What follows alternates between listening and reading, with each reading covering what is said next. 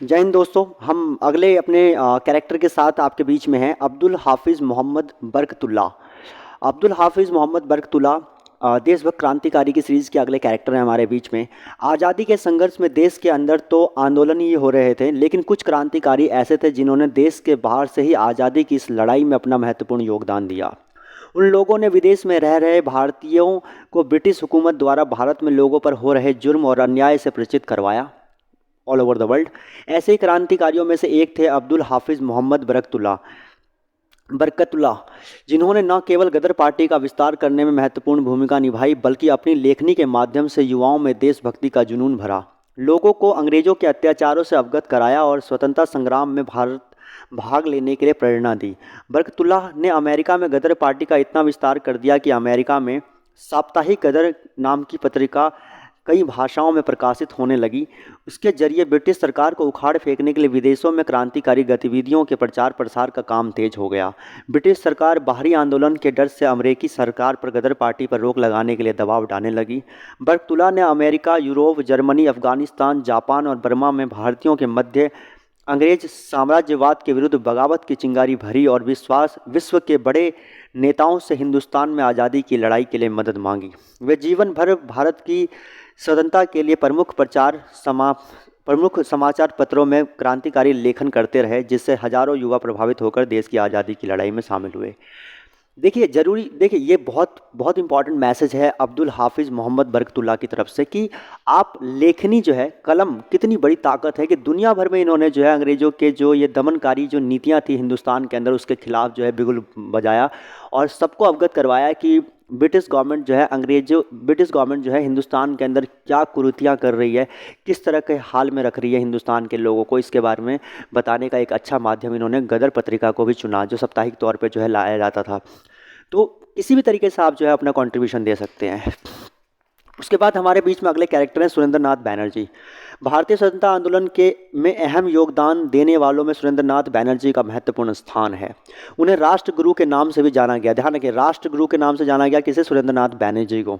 वे इतने मेधावी थे कि केवल 20 साल की उम्र में ही सिविल सेवा परीक्षा पास कर ली थी। चयनित होने के बाद सुरेंद्र नाथ बैनर्जी को पहले पोस्टिंग के तौर पर सिलहट में सहायक मजिस्ट्रेट का पद मिला, पर ब्रिटिश हुकूमत के राज में भारतीयों के लिए उच्च सरकारी नौकरी करना बहुत कठिन काम था, क्योंकि भारतीयों के साथ अंग्रेजों द्वारा रंग भेद और नस्ली भेदभाव किया जाता था। उन्हें भी नौकरी से हटा दिया गया। तो कहने का मतलब कि 20 साल की उम्र में इन्होंने सिविल सर्विसेज के एग्ज़ाम निकाले और उसके बाद जो है इन्हें सिलहट में सहायक मजिस्ट्रेट, मतलब कि असिस्टेंट मजिस्ट्रेट का जो है पोस्ट मिला। ये कह सकते हैं कि एडीएम का पोस्ट कह सकते हो आप, असिस्टेंट डिस्ट्रिक्ट मजिस्ट्रेट का पोस्ट मिला होगा।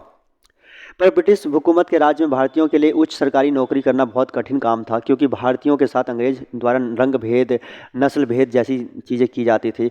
इसके बाद सुरेंद्र नाथ बैनर्जी ने ब्रिटिश सरकार के अत्याचार और अन्याय के खिलाफ इंडियन एसोसिएशन नाम की संस्था की स्थापना की। जाहिर सी बात है, इंडियन एसोसिएशन की स्थापना की थी इन्होंने, और जहाँ तक मुझे याद आ रहा है कि 1866 आई थिंक सो 1866 में शायद समथिंग की गई थी।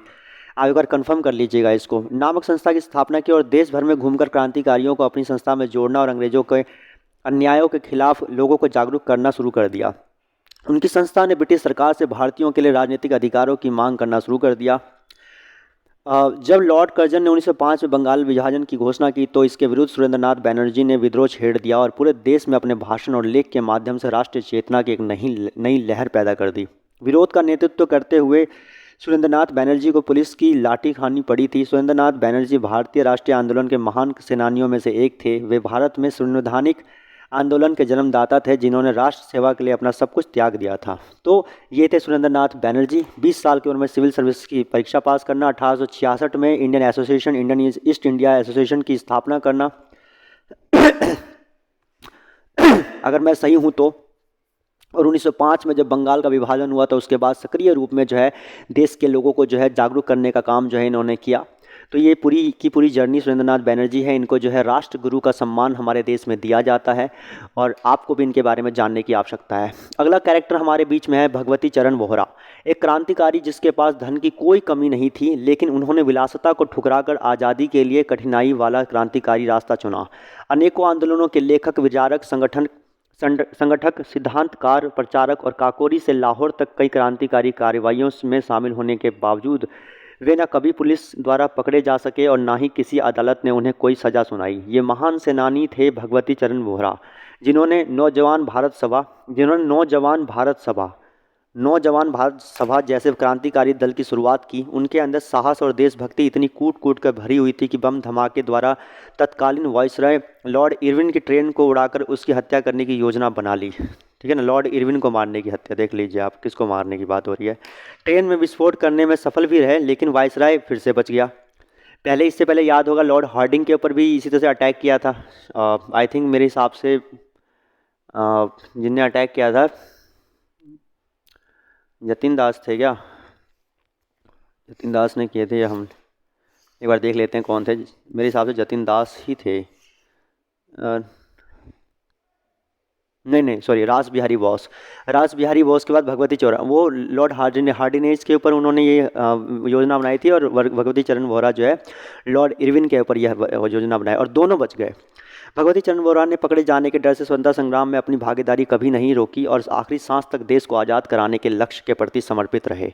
एक बार उन्होंने योजना बनाई कि लाहौर षड्यंत्र कांड में भगत सिंह, सुखदेव व राजगुरु को सुनाई गई मृत्युदंड की सज़ा पर सुनवाई के लिए जब तीनों को लाहौर जेल से कोर्ट ले जाया जाएगा, उस समय अचानक हमला कर तीनों को छुड़ा लिया जाए। इन तीनों को कड़ी सुरक्षा के बीच कोर्ट ले जाया जाता था, इसलिए हम इस